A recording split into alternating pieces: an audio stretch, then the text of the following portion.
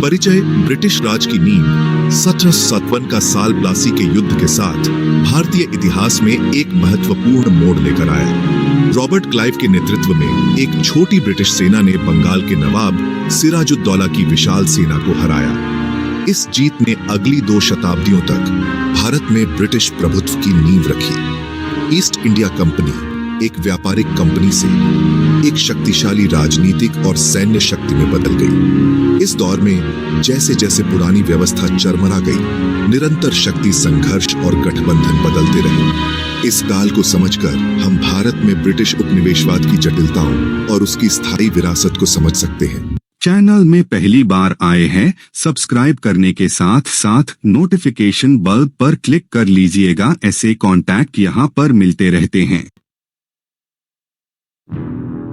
34 जून 1756 को लड़ा गया प्लासी का युद्ध भारतीय इतिहास में एक महत्वपूर्ण मोड़ था। यह युद्ध भारत में ब्रिटिश हस्तक्षेप का एक निर्णायक क्षण था, जिसने उपमहाद्वीप के भविष्य को हमेशा के लिए बदल दिया। संख्या और हथियारों में कम होने के कारण अंग्रेजों से जीत की उम्मीद नहीं थी। भारतीय सैनिकों ने बहादुरी से लड़ाई लड़ी, लेकिन उनकी रणनीति और संसाधनों की कमी ने उन्हें कमजोर बना दिया। क्लाइव ने नवाब के रैंकों के भीतर आंतरिक विभाजन का फायदा उठाया। उसने चालाकी से नवाब के विश्वास पात्रों को अपने पक्ष में कर लिया। उसने एक शक्तिशाली जनरल मीर जाफर का समर्थन हासिल किया, जो अपने नेता को धोखा देने के लिए तैयार हो गया। मीर जाफर की गद्दारी ने युद्ध का परिणाम पहले ही तय कर दिया था। लड़ाई छोटी और निर्णायक थी। कुछ ही घंटों में अंग्रेजों ने भारतीय सेना को पराजित कर दिया। विश्वासघात के कारण अंग्रेजों को तेजी से जीत मिली। इस जीत ने उन्हें भारतीय उपमहाद्वीप में अपनी पकड़ मजबूत करने का अवसर दिया। सिराजुद्दौला को पकड़ लिया गया और मार डाला गया, और मीर जाफर को कठपुतली शासक के रूप में स्थापित किया गया। इसने बंगाल में ब्रिटिश सत्ता की नींव रखी। इस जीत ने बंगाल में ब्रिटिश सैन्य वर्चस्व स्थापित किया। अंग्रेजों ने अपनी शक्ति का विस्तार करना शुरू कर दिया और धीरे धीरे पूरे भारत पर नियंत्रण कर लिया। इसने ईस्ट इंडिया कंपनी और मुगल साम्राज्य के बीच संबंधों में एक महत्वपूर्ण मोड़ ला दिया। मुगल साम्राज्य का पतन शुरू हो गया और ब्रिटिश साम्राज्य का उदय हुआ। प्लासी के युद्ध ने भारत में ब्रिटिश राजनीतिक प्रभुत्व की शुरुआत का संकेत दिया। यह युद्ध भारतीय इतिहास में एक ऐसा मोड़ था जिसने आने वाले दशकों के लिए उपमहाद्वीप की दिशा को बदल दिया। 1700 में स्थापित ईस्ट इंडिया कंपनी ने शुरुआत में व्यापार पर ध्यान केंद्रित किया। वे मसाले, रेशम, कपास और चाय जैसे मूल्यवान वस्त्रों का व्यापार करते थे, जिससे उन्हें भारी मुनाफा हुआ। मुगल साम्राज्य के पतन ने भारत में एक शक्ति शून्य पैदा कर दिया। इस शून्य ने कंपनी को अपने पैर जमाने का अवसर दिया। 1757 में प्लासी में कंपनी की जीत ने महत्वपूर्ण सफलता प्रदान की। इस जीत ने उन्हें भारतीय राजनीति में एक प्रमुख खिलाड़ी बना दिया। इसने उन्हें बंगाल पर नियंत्रण दिलाया और उन्हें अपना प्रभाव बढ़ाने की अनुमति दी। बंगाल की समृद्धि ने कंपनी को और भी मजबूत बना दिया। कंपनी की सेना आकार और ताकत में बढ़ी। उन्होंने स्थानीय सैनिकों को भर्ती किया और आधुनिक हथियारों से लैस किया। वे राजस्व जुटाने, न्याय का संचालन करने और स्थानीय शासकों के साथ गठबंधन बनाने लगे। इन गठबंधनों ने उन्हें स्थानीय समर्थन और संसाधनों तक पहुंच प्रदान की। कंपनी को स्थानीय शासकों, किसान विद्रोहों और आंतरिक संघर्षों के प्रतिरोध का सामना करना पड़ा। इन संघर्षों ने कंपनी की नीतियों को और कठोर बना दिया। सैन्य ताकत, राजनीतिक चालबाजी और आर्थिक शोषण के माध्यम से कंपनी ने भारत के बड़े हिस्से पर अपनी पकड़ मजबूत कर ली। उन्होंने करों को बढ़ाया और स्थानीय उद्योगों को नियंत्रित किया। इस परिवर्तन ने ब्रिटिश राज की स्थापना के लिए मंच तैयार किया। कंपनी के कार्यों ने ब्रिटिश साम्राज्य के विस्तार की नींव रखी। 18वीं शताब्दी के मध्य तक मुगल साम्राज्य का पतन हो रहा था। आंतरिक कलह और क्षेत्रीय विद्रोहों ने केंद्रीय सत्ता को कमजोर कर दिया। प्लासी में ब्रिटिश जीत ने मुगल पतन को और तेज कर दिया। कंपनी की क्षेत्रीय महत्वाकांक्षाओं ने मुगल साम्राज्य की अखंडता को खतरा पैदा कर दिया। कंपनी ने मुगल दरबार के भीतर आंतरिक विभाजन का फायदा उठाया। 18वीं शताब्दी के अंत तक मुगल सम्राट एक नाम मात्र का शासक बनकर रह गया था। मुगल साम्राज्य के पतन ने भारतीय उपमहाद्वीप पर ब्रिटिश वर्चस्व का मार्ग प्रशस्त किया। हिंदू प्रतिक्रिया, समझौता और प्रतिरोध।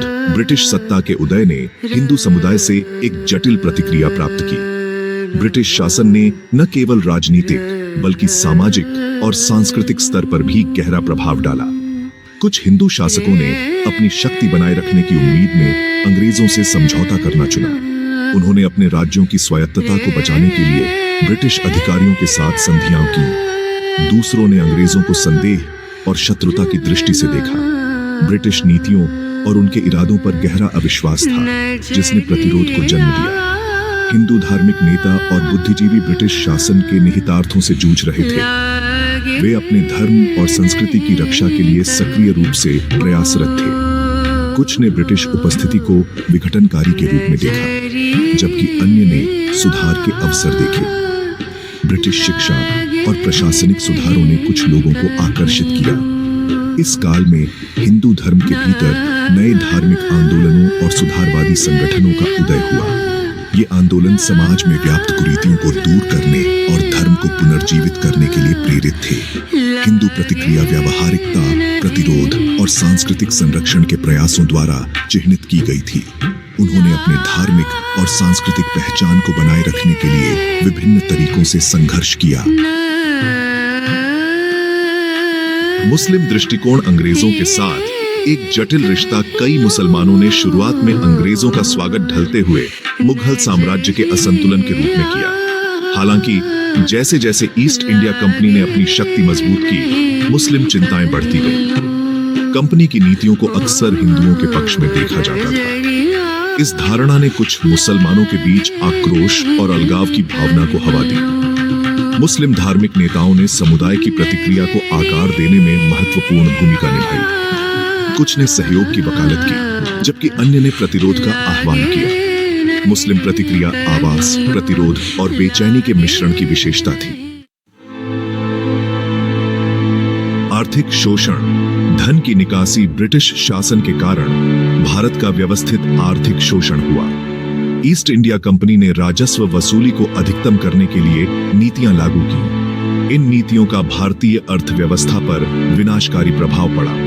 बंगाल पर कंपनी के नियंत्रण ने इसे भारी मात्रा में धन ब्रिटेन भेजने की अनुमति दी। आर्थिक शोषण से व्यापक गरीबी और विऔद्योगीकरण हुआ।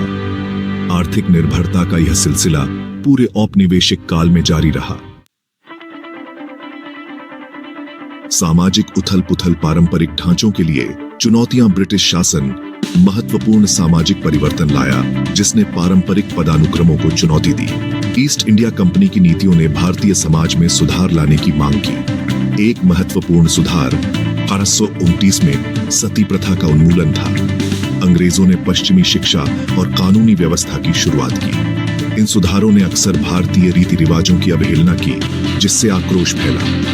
अंग्रेजी शिक्षा की शुरुआत ने एक नए वर्ग के अभिजात वर्ग का निर्माण किया। ब्रिटिश सामाजिक सुधारों का अक्सर सामाजिक तनाव पैदा करने का अनपेक्षित परिणाम होता था। निष्कर्ष। परिवर्तन और निरंतरता की विरासत। 1755 से 1760 तक की अवधि भारतीय इतिहास में एक महत्वपूर्ण मोड़ थी। इन शुरुआती वर्षों के दौरान भारत पर ब्रिटिश प्रभाव महत्वपूर्ण था। मुगल साम्राज्य के पतन और ईस्ट इंडिया कंपनी के उदय का गहरा प्रभाव पड़ा। भारत के आर्थिक शोषण के दीर्घकालिक परिणाम हुए। अंग्रेजों द्वारा शुरू किए गए सामाजिक परिवर्तन अक्सर पारंपरिक मूल्यों से टकराते थे। इस काल की विरासत जटिल है, जो परिवर्तन, निरंतरता, प्रगति और शोषण द्वारा चिह्नित है।